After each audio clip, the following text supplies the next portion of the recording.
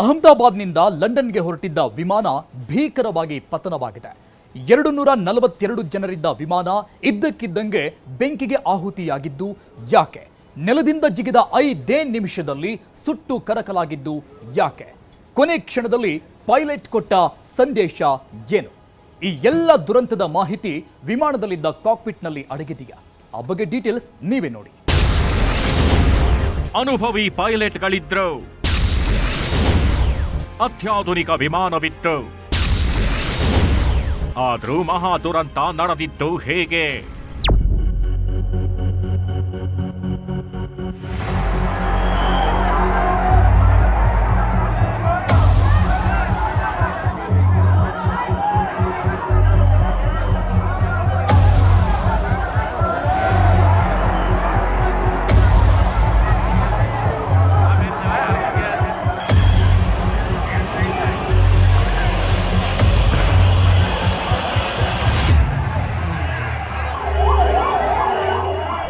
ಇಡೀ ದೇಶದ ವಿಮಾನಯಾನ ಇತಿಹಾಸದಲ್ಲೇ 2ನೇ ಅತಿ ದೊಡ್ಡ ದುರಂತ ಗುರುವಾರ ಮಧ್ಯಾಹ್ನ ನಡೆದಿದೆ.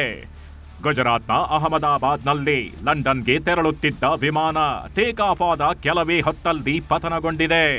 ವಿಮಾನ ದುರಂತದ ವಿಡಿಯೋ ಮೊಬೈಲ್ನಲ್ಲಿ ಸೆರೆಯಾಗಿದ್ದು ಪತನಗೊಳ್ಳುತ್ತಿದ್ದಂತೆಯೇ ದಟ್ಟ ಹೊಗೆ ಆವರಿಸಿದೆ.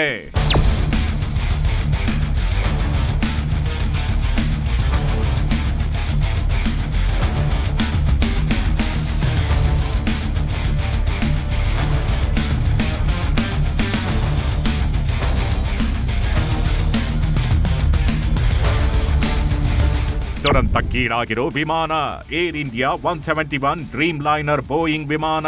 ತಂತ್ರಜ್ಞರು ಹೇಳೋ ಪ್ರಕಾರ ಇದು ಇಡೀ ವಿಶ್ವದಲ್ಲೇ ಅತ್ಯುನ್ನತ ತಂತ್ರಜ್ಞಾನ ಮತ್ತು ಸೇಫ್ಟಿ ಹೊಂದಿರೋ ವಿಮಾನ. ವಿಶ್ವದ ಬಹುತೇಕ ಎಲ್ಲಾ ದೇಶಗಳಲ್ಲೂ ಇದೇ ಬೋಯಿಂಗ್ ವಿಮಾನ ಬಳಕೆಯಲ್ಲಿದೆ. ಈ ವಿಮಾನದಲ್ಲಿ ದುರಂತಗಳು ನಡೆಯೋದು ಅತ್ಯಂತ ಅಪರೂಪ. ಹಾಗಾಗಿಯೇ ಅಹಮದಾಬಾದ್ನಲ್ಲಿ ನಡೆದ ವಿಮಾನ ಪತನ ಭಾರೀ ಆತಂಕಕ್ಕೆ ಕಾರಣವಾಗಿದೆ. ಸದ್ಯ ವಿಮಾನ ದುರಂತಕ್ಕೆ ಕಾರಣ ತಿಳಿದು ಬಂದಿಲ್ಲ.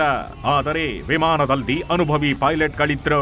ಮುಖ್ಯವಾಗಿ ಕ್ಯಾಪ್ಟನ್ ಸಮೀತ್ ಸಬರ್ವಾಲ್ ಅನ್ನೋರು ವಿಮಾನ ಆಪರೇಟ್ ಮಾಡ್ತಿದ್ರು. ಇವರು ಬರೋಬ್ಬರಿ 8200 ಗಂಟೆಗಳ ಹಾರಾಟ ನಡೆಸಿದ ಅನುಭವ ಹೊಂದಿದ್ದಾರೆ. ಇವರು ಲೈನ್ ಟ್ರೈನಿಂಗ್ ಕ್ಯಾಪ್ಟನ್ ಆಗಿ ಸೇವೆ ಸಲ್ಲಿಸುತ್ತಿದ್ರು. ಜೊತೆಗೆ ಸಹ ಪೈಲಟ್ ಕ್ಲೈವ್ ಕುಂದರ್ ಕೂಡ ಆಗಿದ್ದರು. ಇವರಿಗೆ 1100 ಗಂಟೆಗಳ ಹಾರಾಟ ನಡೆಸಿದ ಅನುಭವವಿತ್ತು. ಎಟಿಸಿ ಪ್ರಕಾರ ವಿಮಾನವು ರನ್ವೇಗಿಂತ ಮಧ್ಯಾಹ್ನ 1:39ಕ್ಕೆ ಟೇಕ್ ಆಫ್ ಆಗಿದೆ. ಟೇಕ್ ಆಫ್ ಆದ 5 ನಿಮಿಷದಲ್ಲಿ ಪತನಗೊಂಡಿದೆ. ತಾಂತ್ರಿಕ ದೋಷ ಸಂಭವಿಸಿರುವ ಬಗ್ಗೆ ಮೇಡೆ ಕರೆ ನೀಡಲಾಗಿದೆ. ವಿಮಾನಯಾನದ ಅತ್ಯಂತ ತುರ್ತಿನ ಸಂದರ್ಭದಲ್ಲಿ ಮಾತ್ರ ಈ ಮೇಡೆ ಕರೆ ನೀಡಲಾಗುತ್ತೆ. ಅಪಾಯದ ಕರೆಯ ನಂತರ ವಿಮಾನವು ಎಟಿಸಿ ಸಂಪರ್ಕಕ್ಕೆ ಸಿಗಲಿಲ್ಲ.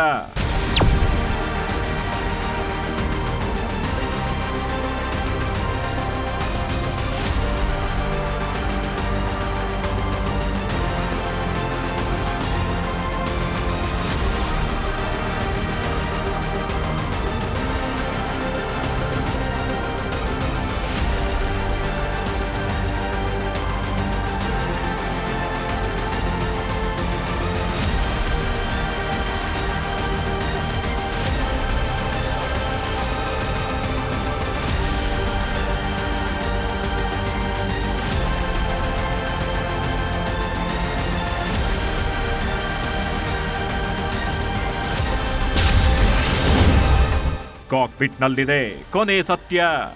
ಹೌದು, ಇಡೀ ದೇಶ ಕಂಡ ಅತ್ಯಂತ ಘನಘೋರ ವಿಮಾನ ದುರಂತಕ್ಕೆ ಕಾರಣ ಏನು ಅನ್ನೋದು ಇನ್ನೂ ತಿಳಿದು ಬಂದಿಲ್ಲ. ಕಾಕ್ಪಿಟ್ನಲ್ಲಿದ್ದ ಪೈಲಟ್, ಕ್ಯಾಪ್ಟನ್ ಮತ್ತು ಎಟಿಸಿ ನಡುವೆ ಕೆಲ ಸೆಕೆಂಡುಗಳ ಕಾಲ ಮಾತ್ರ ಸಂವಹನ ನಡೆದಿದೆ.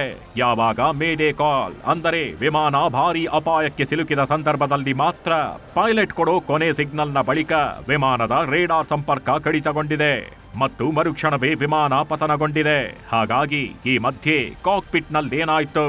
ಪೈಲಟ್, ಕ್ಯಾಪ್ಟನ್, ಕೋ ಪೈಲಟ್ಗಳು ವಿಮಾನವನ್ನ ಕಂಟ್ರೋಲ್ ಮಾಡೋದಕ್ಕೆ ಏನೆಲ್ಲ ಪ್ರಯತ್ನ ಪಟ್ರು?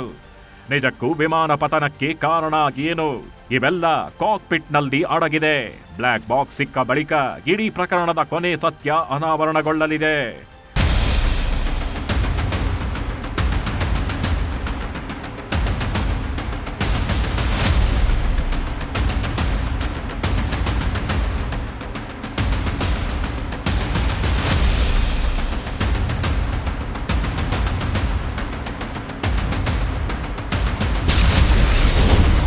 ಬೆಂಕಿಯುಂಡೆಯಂತೆ ಕಟ್ಟಡಗಳ ಮೇಲುರುಳಿದ ವಿಮಾನ. 3 ಹಾಸ್ಟೆಲ್ ಕಟ್ಟಡಗಳು ಸಂಪೂರ್ಣ ಹಾನಿ, ಹಲವರು ಸಾವು. ಹೌದು, ಒಂದು ಕಡೆ ವಿಮಾನ ಅತ್ಯಂತ ಭೀಕರವಾಗಿ ಪತನಕ್ಕೀಡಾಗಿದೆ. ಮತ್ತೊಂದು ಕಡೆ ವಿಮಾನ ಬಿದ್ದ ಜನವಸತಿ ಏರಿಯಾದಲ್ಲೂ ಅದು ಭೀಕರ ಹಾನಿಯನ್ನುಂಟು ಮಾಡಿದೆ. ಇದು ಇಡೀ ದುರಂತದ ಭೀಕರತೆಯನ್ನ ಮತ್ತಷ್ಟು ಹೆಚ್ಚಿಸಿದೆ. ಪತನಕ್ಕೀಡಾದ ವಿಮಾನದಲ್ಲಿ 242 ಪ್ರಯಾಣಿಕರಿದ್ರು. ವಿಮಾನ ಟೇಕ್ ಆಫ್ ಆದ ಕೆಲವೇ ಸೆಕೆಂಡ್ಗಳಲ್ಲಿ ಸಂಪೂರ್ಣ ಸುಟ್ಟು ಭಸ್ಮವಾಗಿದೆ. 100 ಪ್ರಯಾಣಿಕರು ವಿಮಾನಕ್ಕೆ ಬೆಂಕಿ ಹೊತ್ತಿಕೊಂಡ ಕ್ಷಣಾರ್ಧದಲ್ಲೇ ಸಂಪೂರ್ಣ ಸುಟ್ಟು ಕರಕಲಾಗಿದ್ದಾರೆ. ಅಹಮದಾಬಾದ್ ಏರ್ಪೋರ್ಟ್ನಿಂದ ಕೆಲವೇ ಮೀಟರ್ ದೂರದಲ್ಲಿರೋ ಮೇಘನಿ ನಗರ್ನ ಜನವಸತಿ ಪ್ರದೇಶದಲ್ಲೇ ಈ ವಿಮಾನ ಪತನಕ್ಕೀಡಾಗಿದೆ. ಬೆಂಕಿಯುಂಡೆಯಂತೆ ಉರುಳಿ ಬಿದ್ದ ವಿಮಾನ. ಮಧ್ಯಾಹ್ನ 1:38 ಅಹಮದಾಬಾದ್ನ ಏರ್ಪೋರ್ಟ್ನಿಂದ AI-171 ಬೋಯಿಂಗ್ ವಿಮಾನ ಲಂಡನ್ಗೆ ಟೇಕ್ ಆಫ್ ಆಗಿದೆ. ರನ್ವೇಗಿಂದ ಟೇಕ್ ಆಫ್ ಆಗ್ತಿದ್ದಂತೆ ವಿಮಾನ ಮೇಲೇರಲು ಯತ್ನಿಸಿತ್ತು. ಆದರೆ ವಿಮಾನ 625 ಫೀಟ್ ಎತ್ತರಕ್ಕೆ ತಲುಪಿದಾಗ ವಿಮಾನ ರೇಡಾರ್ ಸಂಪರ್ಕದಿಂದ ಕಡಿತಗೊಂಡಿತ್ತು. ಅದೇ ಹೊತ್ತಿಗೆ ಪೈಲಟ್ ಏರ್ ಟ್ರಾಫಿಕ್ ಕಂಟ್ರೋಲ್ಗೆ ಮೇಡೇ ಅಂದ್ರೆ ಅತ್ಯಂತ ತುರ್ತಿನ ಸಂದರ್ಭದಲ್ಲಿ ಕೊಡೋ ಎಚ್ಚರಿಕೆಯ ಸಂದೇಶವನ್ನ ಕಳುಹಿಸಿದ್ರು. ಬಳಿಕ ವಿಮಾನ ರೇಡಾರ್ ಸಂಪರ್ಕ ಕಡಿತಗೊಂಡಿತ್ತು ಮತ್ತು ದಿಢೀರ್ ವಿಮಾನದ ಫ್ಯೂಯಲ್ ಟ್ಯಾಂಕ್ ಬಳಿ ಬೆಂಕಿ ಹೊತ್ತಿಕೊಂಡಿತು ಮತ್ತು ದಿಢೀರ್ ಅದು ತೀರಾ ಕೆಳ ಹಂತಕ್ಕೆ ಬಂದು ಮೇಘನಿ ನಗರ್ನ ಮೆಡಿಕಲ್ ಕಾಲೇಜ್ ಆಸ್ಪತ್ರೆಯ ಹಾಸ್ಟೆಲ್ ಕಟ್ಟಡಗಳ ಮೇಲೆ ಉರುಳಿ ಬಿದ್ದಿತ್ತು. ಹಾಸ್ಟೆಲ್ ವಿದ್ಯಾರ್ಥಿಗಳು ಸಾವು.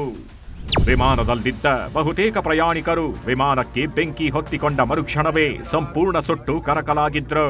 ಜೊತೆಗೆ ಹೀಗೆ ಬೆಂಕಿಯುಂಡೆಯಾಗಿ ವಿಮಾನ 3 ಬೃಹತ್ ಹಾಸ್ಟೆಲ್ ಕಟ್ಟಡಗಳ ಮೇಲೆ ಬಿದ್ದಿತ್ತು.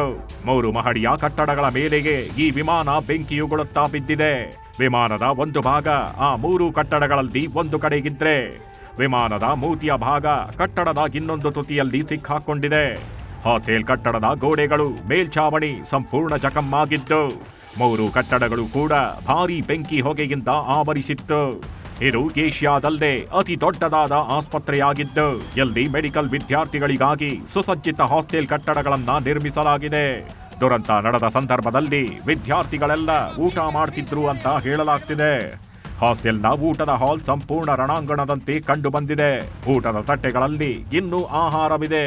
ಆ ದೃಶ್ಯ ಎಂಥವರನ್ನು ಬೆಚ್ಚಿ ಬೀಳಿಸುತ್ತಿದೆ. ದುರಂತದಲ್ಲಿ 20ಕ್ಕೂ ಹೆಚ್ಚು ವಿದ್ಯಾರ್ಥಿಗಳು ಗಂಭೀರ ಗಾಯಗೊಂಡಿದ್ದಾರೆ ಅಂತಲೂ ಹೇಳಲಾಗ್ತಿದೆ. ಬಹುತೇಕ ವಿದ್ಯಾರ್ಥಿಗಳು ರಜೆಯ ಮೇಲೆ ತೆರಳಿದ್ರು. ಹಾಗಾಗಿ ಸಾವು ನೋವಿನ ಪ್ರಮಾಣ ಕಡಿಮೆಯಾಗಿದೆ. ಆದರೆ ಹಲವಾರು ವಿದ್ಯಾರ್ಥಿಗಳು ಗಂಭೀರವಾಗಿ ಗಾಯಗೊಂಡಿದ್ದಾರೆ ಮತ್ತು ವಿಮಾನ ಹಾಸ್ಟೆಲ್ ಮೇಲೆ ಬೀಳುತ್ತಿದ್ದಂತೆ ಕೆಲವರು ಕಟ್ಟಡದಿಂದ ಕೆಳಗೆ ಜಿಗಿದಿದ್ರು ಅಂತಲೂ ಹೇಳಲಾಗ್ತಿದೆ.